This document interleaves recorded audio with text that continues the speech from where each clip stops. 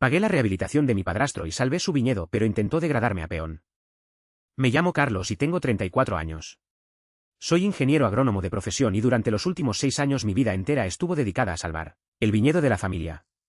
Mi madre se casó con Roberto hace 15 años. En aquel entonces, Roberto poseía 25 hectáreas de tierra dedicadas al cultivo de uva en una región vitivinícola muy próspera. Yo tenía 19 años cuando entré a formar parte de su vida y, aunque nunca me adoptó legalmente, la relación entre nosotros siempre fue de trabajo constante. Le ayudaba durante las cosechas, aprendí el manejo de las cepas, la fermentación y la logística de distribución. Mi madre mantenía la paz y aseguraba que el negocio marchara en orden.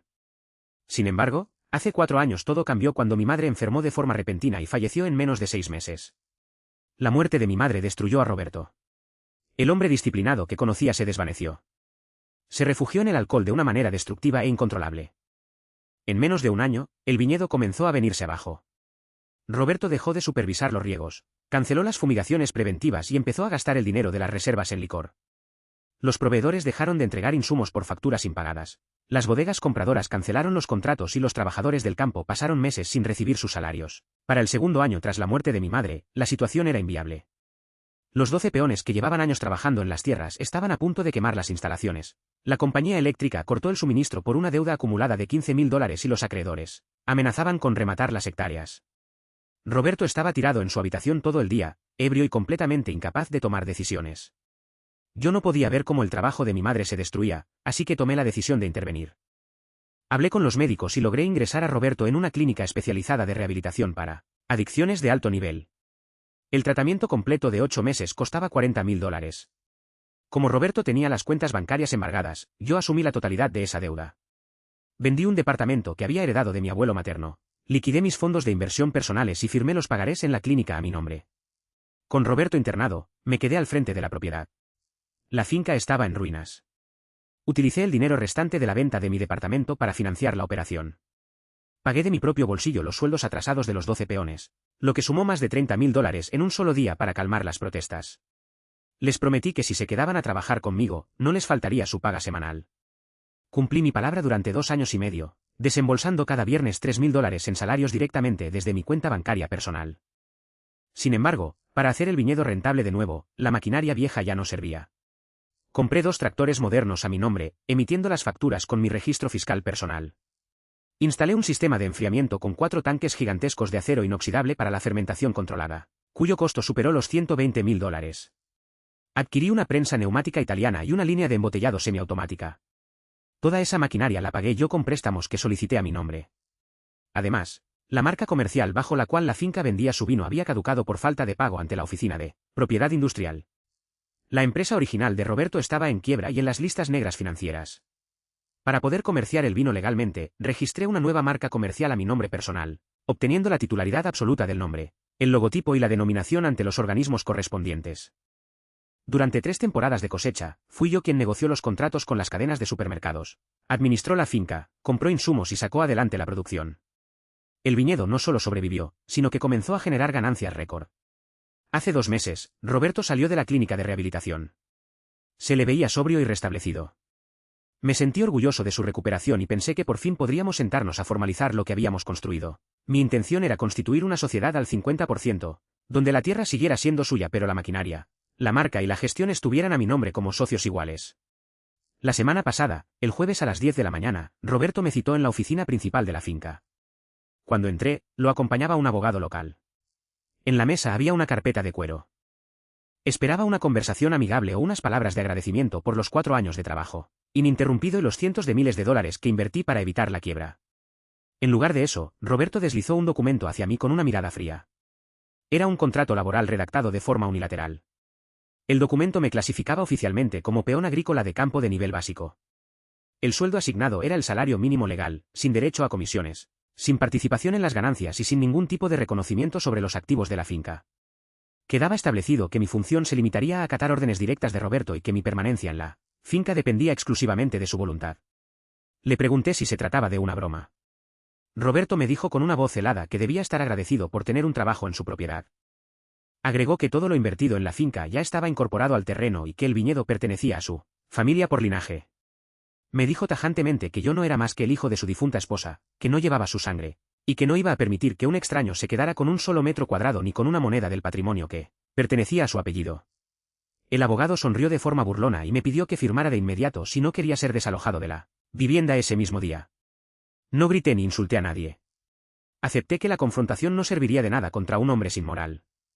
Tomé la carpeta, guardé la copia del contrato no firmado y me levanté de la silla. Salí de la oficina a las 11 de la mañana e inicié la ejecución de mi respuesta legal y financiera. Mi primera llamada fue a mi abogado corporativo y a un equipo de logística pesada. El viernes a las 5 de la mañana, mientras Roberto dormía en la casa principal, 3 camiones de carga pesada y 2 grúas industriales entraron a la propiedad. Acompañado por un notario público y 2 agentes de la policía local a quienes presenté los títulos de propiedad y las facturas originales de compra, procedí a retirar los equipos que me pertenecían.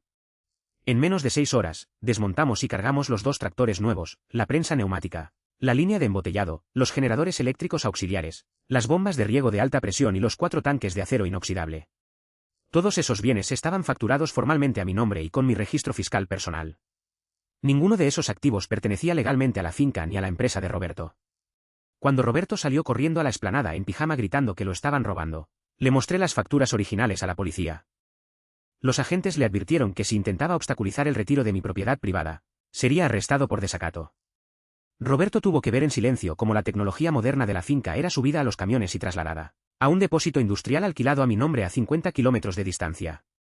Esa misma tarde del viernes, envié una notificación formal desde el registro de propiedad intelectual a todas las cadenas de supermercados, distribuidoras de licor y empresas exportadoras con las que manteníamos contratos. Les informé que la marca comercial bajo la cual se vendía la totalidad de la producción era de mi propiedad exclusiva y que retiraba con efecto inmediato cualquier licencia de uso a favor de Roberto o de su finca. Notifiqué que cualquier botella comercializada con ese nombre constituiría un delito de violación de marcas. En menos de 24 horas, los compradores cancelaron los pedidos pendientes por un valor superior a los $80.000 y bloquearon los pagos futuros en las cuentas de la finca para evitar litigios. El sábado por la mañana, me reuní con los 12 peones del viñedo en un restaurante local. Les expliqué la situación con total transparencia. Les mostré que durante 2 años y medio les había pagado sus sueldos directamente desde mi cuenta personal como un préstamo hacia la finca, pero que oficialmente la empresa de Roberto figuraba como su empleador directo. Al retirar mi financiamiento, la finca entraba automáticamente en mora salarial con ellos. Los 12 trabajadores, indignados por la traición que Roberto cometió en mi contra, aceptaron contratar a mi abogado laboral para presentar una demanda colectiva inmediata contra la finca por salarios adeudados, falta de cotizaciones previsionales y despido indirecto. El lunes a primera hora, mi abogado ingresó 2 acciones judiciales demoledoras. La primera fue mi demanda personal por la restitución de los $40.000 pagados a la clínica de rehabilitación, los $30.000 invertidos en la primera liquidación de deudas y los $180.000 que presté a la empresa para el pago de nóminas durante 2 años, todo respaldado por transferencias bancarias y certificados contables. La segunda fue la demanda laboral colectiva de los 12 trabajadores. El martes a las 2 de la tarde, un tribunal laboral revisó la evidencia masiva. Dado el riesgo inminente de insolvencia de la finca, la falta de maquinaria para operar y las deudas laborales acumuladas, el juez dictó una orden cautelar de embargo preventivo sobre la totalidad de las 25 hectáreas del viñedo, la casa principal y las bodegas para garantizar el pago de los salarios de los trabajadores y las deudas contraídas conmigo.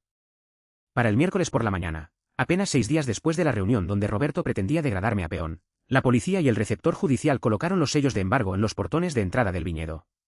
La propiedad quedó completamente paralizada. Sin tractores ni prensas, las uvas de la temporada de cosecha comenzaron a pudrirse en las cepas bajo el sol, perdiendo un valor estimado de $150.000 en producción. Sin la marca comercial registrada, los tanques restantes llenos de vino del año anterior no podían venderse a ningún distribuidor legal. El teléfono de mi oficina no ha dejado de sonar. Roberto me ha llamado decenas de veces. Pasó de enviarme mensajes llenos de insultos a enviarme notas de voz llorando, suplicando que retire la demanda y me devuelva la maquinaria. Me dice que la finca es su vida, que se va a quedar en la calle y que la memoria de mi madre se vería manchada si lo destruyo económicamente. Mis tíos y primos por parte de madre, quienes jamás pusieron un solo dólar ni visitaron a Roberto durante su proceso de alcoholismo, comenzaron a llamarme para acusarme de ser un monstruo sin corazón por haber destruido el patrimonio familiar.